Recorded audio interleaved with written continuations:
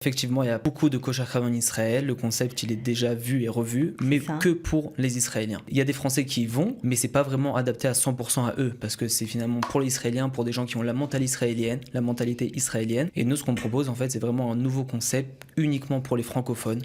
Il faut comprendre que la mentalité française et israélienne est très différente. Quand je suis rentré à l'armée, j'avais fait quelques entraînements. Un vrai Koshachravi, je n'avais pas fait. Et j'ai fait le guibouche, j'ai réussi à passer le guibouche. Mais après, dès que ça a commencé, j'ai vraiment vu la mentalité. Les Israéliens, pour chaque petite chose, ils venaient aider.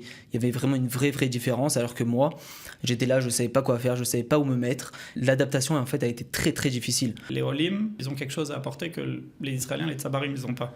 C'est une sorte de rage intérieure, une sorte de motivation, une sorte d'envie d'aller le plus loin possible. Le problème, c'est que quand on a envie de faire quelque chose et qu'on ne connaît pas le chemin, très souvent, on n'y arrive pas. Pourquoi ? Parce qu'ils ne comprennent pas c'est quoi le chemin à faire, tout le travail à faire sur eux-mêmes pour y arriver. Et c'est ça qu'on veut travailler dessus au final. Ça veut dire c'est au final un Koshachravi, nous comme on le voit, c'est pas uniquement venir faire un entraînement une fois, 2 fois par semaine et leur dire allez bye.